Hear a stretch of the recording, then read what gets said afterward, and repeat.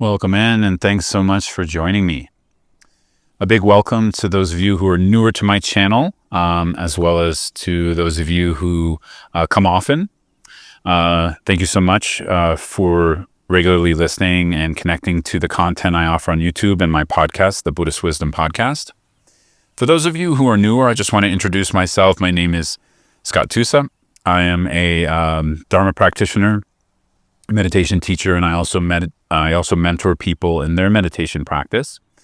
And I started my podcast as well as this YouTube channel in order to share practical Dharma and Buddhist teachings, as well as tips and tricks for meditation for modern practitioners, for those of us who are born in the West, the Western part of the world, and may be newer to the cultural forms of Buddhism that exist.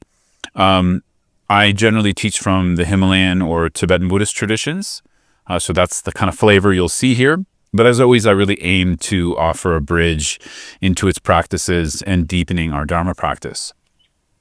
So with that out of the way, welcome. And today I'd like to discuss how to kind of conserve energy is really the topic. And this is something that obviously it applies to Buddhist practice and meditation in general, but I think it just applies to life. It applies to how we work with our emotions, how we work with our relationships and conversations with others, as well as how we spend our time. And so I've been sort of thinking a lot about, as I get older, not only how to conserve energy, but where I can sort of cut away stress that doesn't need to be there. Obviously, some parts of life are just inherently stressful, and they're going to be, and we have to learn to navigate them. I have a lot of content on that from a Buddhist perspective of how to transform our stress and suffering, how to work with it, how to understand it, and actually use it on our spiritual path. But also, I've noticed in my life, there's a lot of stress that is very much self-created and unavoidable. Right? And so one of my teachers, Soni Rinpoche, among a lot of precious advice I've received from him, there's one piece of advice that really stuck with me. Initially, when he told me it, I was slightly confused. I knew what he meant intuitively, but I didn't know how to bring that about in my life. And so it took some years to reflect on it, see, how I can actually understand that particular teaching and how it applies to conserving energy and not wasting effort or giving up my agency. And it's a simple phrase. He basically said, drop the caring and let the true caring come. Some of you might be able to find this in his public teachings as well. I know he said it publicly too. So drop the caring and let the true caring come. Already there's a question. There's something we can be curious about. What's the difference between caring and true caring? And why would we want to drop a certain kind of caring, right? And how do we adopt true caring? So, over the years, as I've heard him explain this, as well as I've explored it myself, what he means by drop the caring generally, and what this phrase is referring to, is the kind of neurotic caring where we think it takes the energy of concern or worry or fear, anxiety about something, and that's how we serve it. That's how we care for it. Maybe for some of us, that's how we get things done, right? But as many of us can see, when we're in sort of anxiety mode about something, it usually does the opposite. For me, it can put me into moments of kind of freezing, procrastination. I guess I could say like overcare when something requires a certain amount of, let's say, poise and calm to do it. But if I'm overcaring, I'm anxious and clumsy sometimes, as well as some things that just actually don't require me to care about. I know that sounds harsh, but I'm kind of talking about small things here, not like large world issues or someone else. I'm really talking about like, let's say I spill some water on the floor, that's really the category I'm referring to, where, most people, I think, that's not a big deal. You just figure out how to clean it up. But when we're in an anxious mode, when we're in a stress mode, it sort of takes on a life of its own, and it can seem like a small mountain, to fix. And I know that it's silly to say about just spilling a cup of water, but watch the body, watch the nervous system. This is a big clue of how we are caring in the first type of caring, the neurotic or anxious caring. The nervous system will be more activated than it needs to be for a cup of water or something similar. It's just an example. And we're going to be stressed about something that all it requires is getting a towel and wiping it up, right? So anyways, this is just like one small example, but this does obviously apply to lots of different kinds of life experiences, relationships, and issues.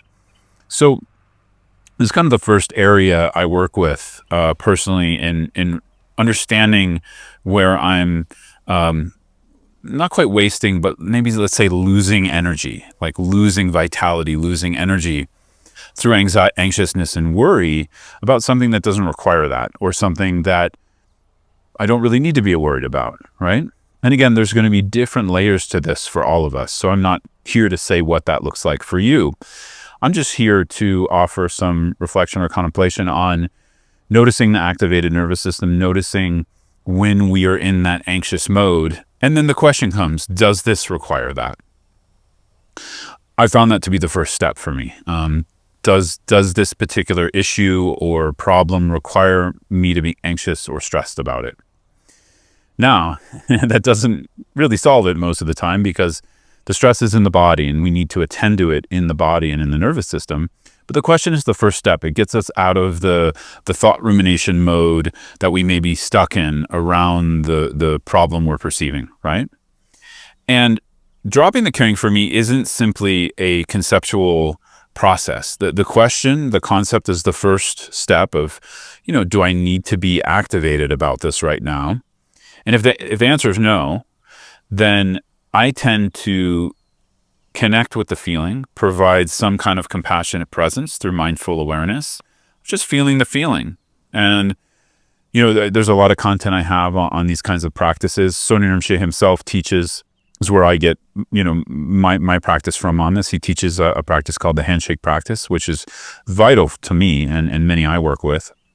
And it's a practice basically of meeting our experience as it is in the feeling world, not thinking about it, not ruminating, not trying to fix or change it, but just learning to meet it as a feeling with awareness.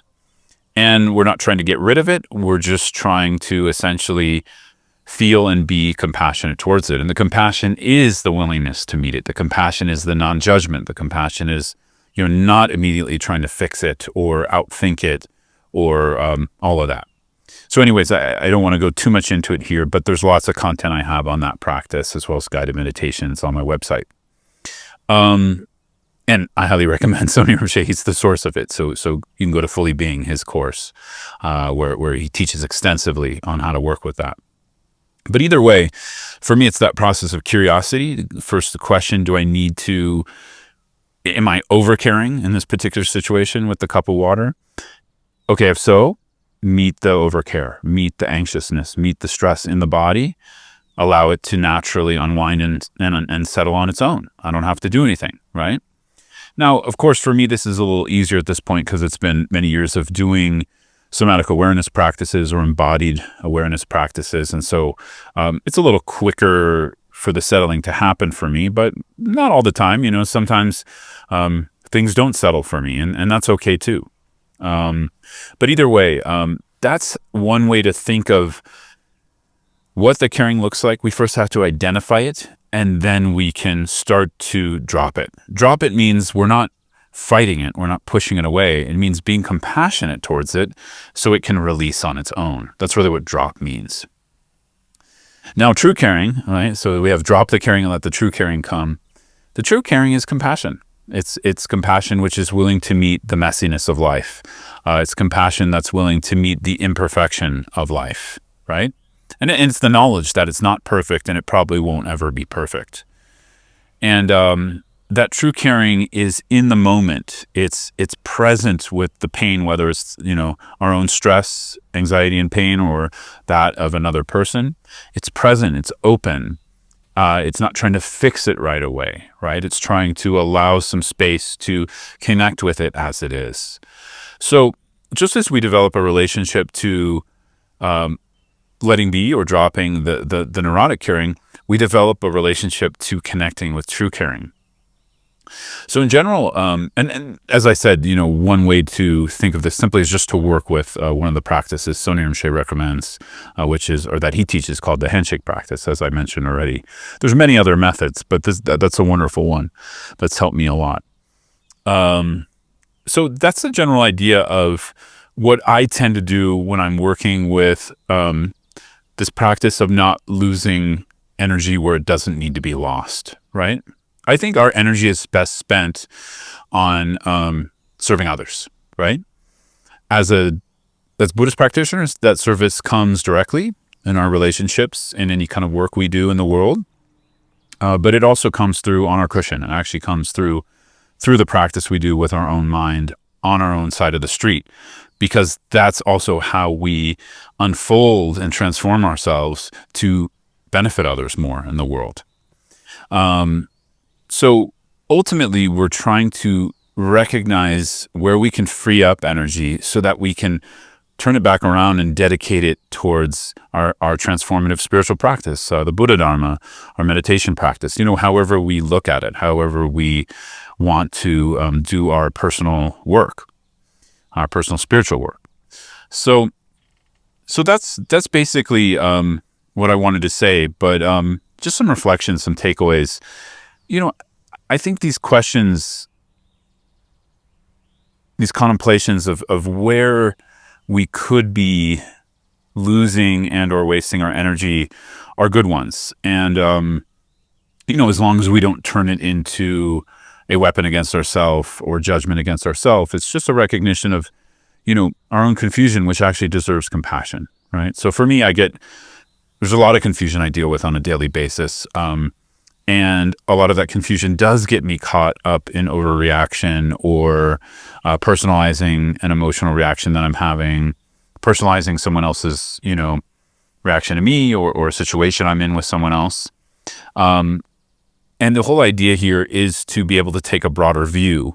And so that first step of actually asking questions, of being curious, it's not the easiest one, because although it's kind of conceptual, so it's easy for those of us who tend to use thinking as our primary way of understanding ourselves, it's easier in that way, but it's difficult because we're going to see things we don't like. And that's where I suggest just taking it easy, being really gentle with yourself. We're seeing things we don't like so we can change them, right? We're rooting out where we are wasting or losing energy so we can stop doing that, right? So we do have to remember the purpose or the reason we're doing it in the first place. This helps me a lot, because once we start to see, wow, there's a lot of places where I'm overcaring and or moving into anxiety, and we start to ask, is that necessary? And we want to change that because we see it's changeable, right? That's the good news. We never want to see, I don't think it's really worth it to see something that's not changeable.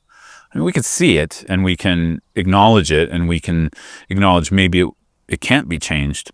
That's fine. But, there's not much more to do after that. But for something that is transformable, that we can change, it's really healthy to want to see it. And as Dharma practitioners, this is kind of one of the main things we do. We're looking at mind, we're working with mind, body, and emotions and heart, and we're trying to understand where we're stuck.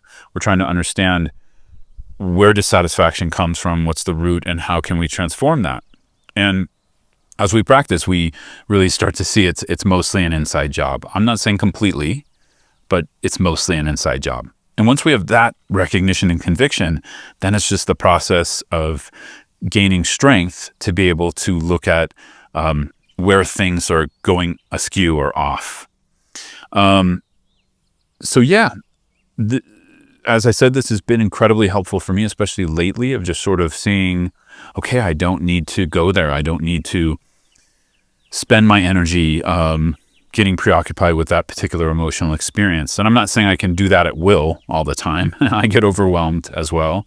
But more and more my meditation practice helps me to do this. And, depending on what it is. And I got to say, that's something I think really valuable. This is one of the reasons I really could say, like, when some people ask me, what have you gotten out of meditation over the years you've done it? That the ability to work with emotions in a more skillful way, and now to sort of have some decision making. Okay, do I want to launch into that particular reaction? Is that going to serve the energy of compassion for myself and others, or not? Is it going to take away from that? So I think a lot of what meditation and Dharma practice can bring is choice, is some discernment and wisdom and compassion. And I'm very much a beginner in that, so I'm still growing it. But just even the potential to see that's possible to grow is pretty big, and that inspires me every day to show up to my meditation. So this isn't an episode about how to sustain a consistent meditation practice. I've offered a few of those, so you can go search for. But hey, let's throw it in the bucket. That's another reason. We can say, basically, if we can have more freedom and flexibility and an ability to choose how we want to respond, that's a big plus, right? That's a huge plus. So I hope this is helpful. As always, please let me know. Reach out in the comments if you want to. It helps me to understand what kind of content is helpful to you who are listening to this regularly. And wishing you all the best and using your energy well. Thanks so much.